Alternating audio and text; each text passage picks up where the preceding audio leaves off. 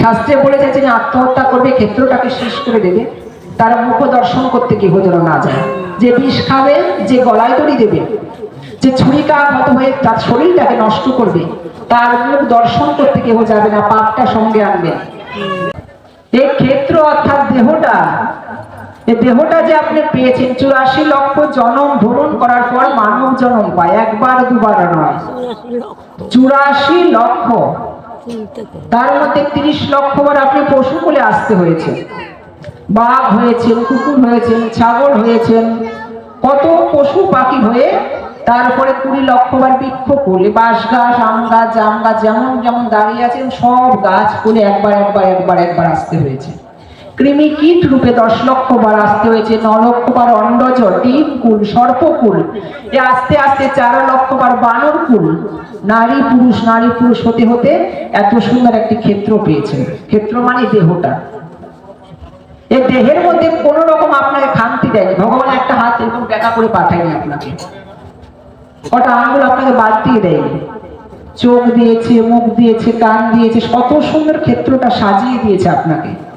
আর এই ক্ষেত্রের মধ্যে যদি ক্ষেত্রজ্ঞকে, আত্মাকে, সে আত্মার কার মধ্যে পরমাত্মা না প্রবেশ করাতে পারেন, এই ক্ষেত্রের কোনো মূল্য আর নাই।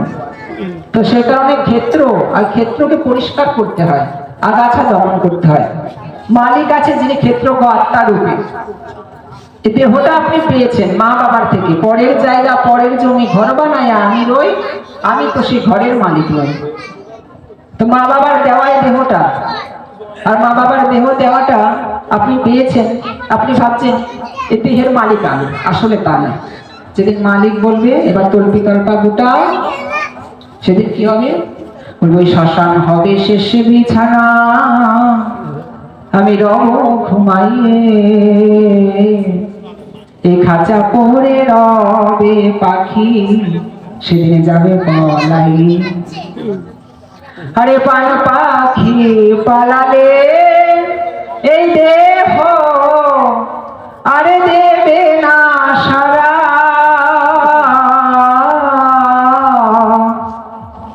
রাতে মরলে সকাল হলে বলবে বাসি মরা। যে ক্ষেত্রটা পেয়েছি, এই ক্ষেত্র কবে শেষ হয় সেটাও আমরা জানি না। যেদিন মালিক বলবে তল্পি তল্পা গোটাও, আমি ভাবছি আমি চিরটা জীবন আমি করে যাই। যদি আপনি থাকেন আপনার মধ্যে যে আমি দেহের মালিক, তাহলে মৃত্যুটাকে আপনি আটকে দেখান, আসলে পারবেন না। কেন? কারণ আপনি দেহের মালিক নয়, মালিক একজন আছে। আমরা অনেকে কাজ করে ক্ষেত্রটাকে অল্প বয়সে শেষ করে দিই। 30 বছর 32 বছর সংসারের মধ্যে আসলাম, মা বাবার খিটখিটে ভাব, বউয়ের কাছে ডিভোর্স পেয়েছি, বউ আমাকে সংসারের জাতা কলের মধ্যে রাগে, বউয়ের সাথে সম্পর্ক ভালো না, মা বাবার সাথে সম্পর্ক ভালো না, কি করবো? আমি নিজে মনস্থির করে নিয়েছি আমি আত্মহত্যা করবো, এই ক্ষেত্রটাকে শেষ করে দিব। তবে মনে রাখবেন, ভাড়া বাড়িতে থেকে মানে মালিকের বাড়ি যদি আপনি নষ্ট করেন, তবে মালিক কিন্তু আপনার ব্যাপারে যে কোনো ভাবে একটা পদক্ষেপ নিতেই পারে। তো তাই সে ভাড়া বাড়ি থেকে আপনি কখনো যেন দেহটা নষ্ট করার কখনো প্রবণতা না আসে। আমরা অনেকে কি করি, যে এখন নতুন নতুন ট্রেন্ড চল এসেছে, কি কারো জন্য এবার হাত কাটবে, এবার এটা কাটবে, বুক কাটবে, কাটাকাটি করে, ক্ষেত্রটা কাটাকাটি করে। তোমরা কাটাকাটি করছো কেন? তুমি জ্বালা বুঝবা না, কেমন জ্বালা, যে জ্বালা এখান থেকে আমি সেটাই থেকে বাদ দিয়ে দিলে তো হয়। হরে কৃষ্ণ। এত জ্বালা কি সেরে দেহটা তুমি নষ্ট করার সাহস কি করে পেলে? 30 বছর বয়সে একজন বলছে আমি 30 বছর বয়সে গীতা পকেটে নিয়ে তেল লাগে ঝাঁপ দিয়েছি। কেন? বলছে ওই যে পাঠক মশাই পাঠের মধ্যে বলেছেন যে গীতা সঙ্গে নিয়ে কেউ আত্মহত্যা, কেউ যদি মারা যায়, আত্মহত্যার কথা নয়, গীতার সঙ্গে নিয়ে কেউ মারা গেলে সে স্বর্গে না হয় গমন করে। তো সেই কারণে পাঠকের কথা মতো আমি গীতা পকেটে নিয়ে টেনে মধ্যে ঝাঁপ দিয়েছি। তো বয়স তো তোমার 30, তোমার এখনো 70 বছর থাকতে হবে। তো তোমার কর্মের আগে তুমি কর্ম ভোগটাকে করো, তার আগে তুমি চলে গেলে হবে নাকি? মনে রাখবেন, এই ক্ষেত্রটাকে কেউ যদি শেষ করে দেয় অকালে, ভূত পিচাস হয়ে আপনাকে থাকতে হয়। একটা বাড়িতে কেউ আত্মহত্যা করলে একটা কথা বলা হয় শাস্ত্রে বলেছে যে আত্মহত্যা করবে, ক্ষেত্রটাকে শেষ করে দেবে, তার মুখ দর্শন করতে কেহ যেন না যায়। যে বিষ খাবে, যে গলায় দড়ি দেবে, যে ছুরিকাঘাত হয়ে তার শরীরটাকে নষ্ট করবে, তার মুখ দর্শন করতে কেউ যাবে না, পাপটা সঙ্গে আনবে। এটা শাস্ত্র বলে। আর কি বলে শাস্ত্র? যিনি মারা যাবে, আত্মহত্যা করবে, তাকে কি করতে বলেছে? তাকে 4 দিনের অসুচ পালন করবে, 11 দিনের কর্ম নয়। কেউ যদি বাড়ি পাশে যারা থাকবে, যারা জ্ঞাতি গোষ্ঠী থাকবে, তারা অসুচ পালন করলেও তার পাপ সে নিয়ে আসবে। তো সেই কারণে আত্মহত্যার কখনো অসুচ বিধি হয় না। যিনি আত্মহত্যা করে তিনি ভূত পিশাচ হয়ে এইখানেই থাকে। একজন ব্যক্তি মারা গিয়েছিল 32 বছরে গলায় দড়ি দিয়ে। তো গলায় দড়ি দিয়ে মরে যাওয়ার পরে আজ ওই যারা মা বাবা তারা ভাবছে যে আমার ছেলেকে একটু উদ্ধার করিয়ে দি না, কেন?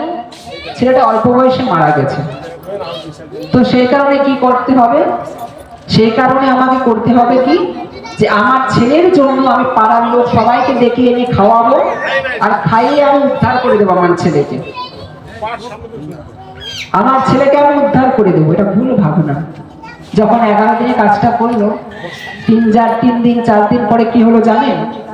ওই বাড়িতে ভূতের উপদ্রব। যিনি মারা গেছেন তিনি স্বপ্ন দেখাচ্ছেন তার মা বাবাকে, কি যে মা আমি উদ্ধার হতে পারলাম না। বলছে কেন?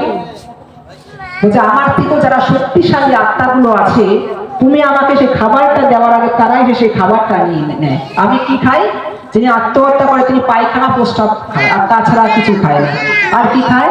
সন্ধ্যাবেলায় আমরা অনেকে দেখি নাতিপুতি ছেলে মেয়েরা অনেক খাবার খায়।